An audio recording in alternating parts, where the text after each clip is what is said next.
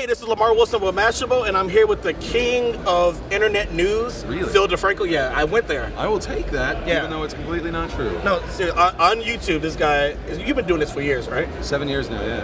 Has it really been that long? Yeah, I know. I have a kid now, I'm engaged. That's awesome. I thought that was going to take 10 years. That's ridiculous. 7 years. So your show, the Phil Defranco show, Yes. is on your channel. How have you changed your show with the evolution of YouTube and just the internet in general? I mean, it's just been pretty much advancing with the cameras. For the longest time, I was one of those kids that loved 4x3. I was like, why would we ever go widescreen? And then I was like, oh, it's way better.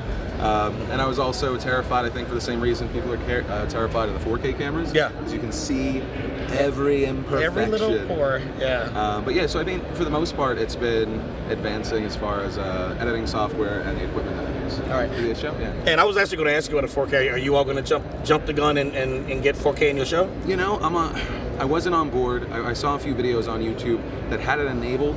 Maybe it was just because my hotel Wi-Fi, I could only watch it, the one just above 1080. I couldn't watch full 4K. Okay. It's beautiful, Yeah. but I feel like 1080p is fine for like a year at the very least. Who knows? Maybe, I feel like it's going to be at least 2 years. I'm a cheap bastard. I don't want to pay that much for a TV, Okay. even though Vizio is rocking it out at those prices. Vizio looks great, yeah. Right? Yeah. But I also wonder, like, $9.99, 50-inch TV, am I going to be able to tell the difference at that size?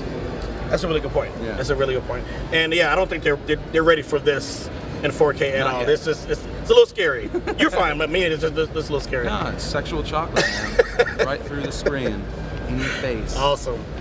So you have another news conglomerate that Yeah. you run called SourceFed. Yes. And the SourceFed and SourceFed Nerd. Tell us a Yes. little bit about that. I think the audience may not know what that is. Sure, it's a little bit like my show, but not as long-winded. I'll talk for like 10 to 12 minutes on the internet. Everyone talks about 2 to 3 minutes is king for the random viewer. Okay. That's what we do for regular news, kind of try and make it fun, even though the world's like a sad, terrifying place.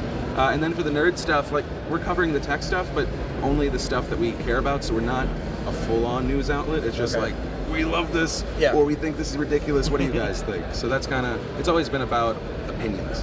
Yeah. One of my favorite shows on SourceFed Nerd is the Table Talk. Yes. I will not miss it to save my life. It is. I mean, you can have it for 20 minutes and just sit back, and I'm just mesmerized by it. And well, what made you come up with that format of just a one-take type show? Well, I just have really, really funny people that I've hired, and just like sitting in the writer's room with them, and just hearing everyone riff and go on it, and we're like, okay, let's do a show. Like for the past 7 years, a lot of our shows have been all about interacting with the audience. So even this year, we want to do more of that. Like, how can we get video responses? What can we do that's live?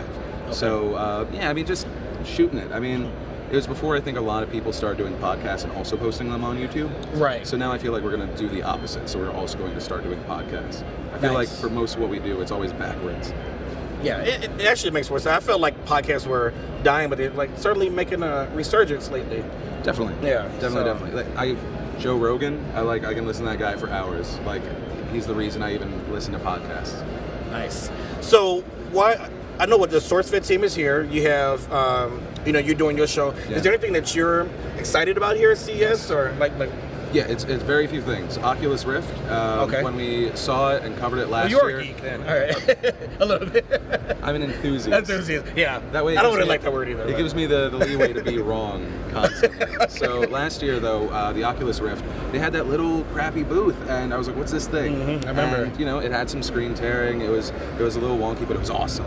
And then this year, it's insane.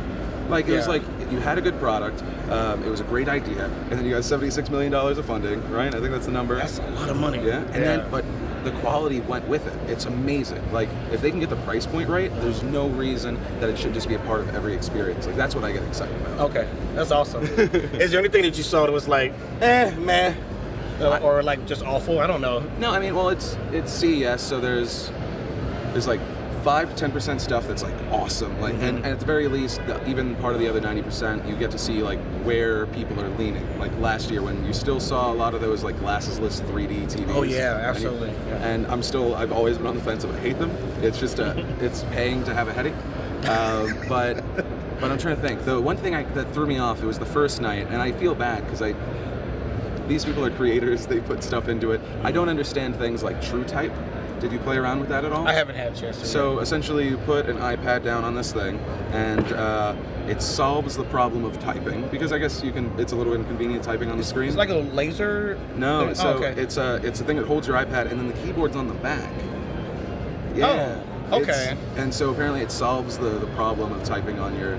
It just looks so. I was like, no, I'm never gonna do that. No. Maybe if you give it to like a 5-year-old and we just all start from scratch. Yeah, But I'm just exactly. like, what about me? Yeah, at our age, it's like it's too late. We can't change.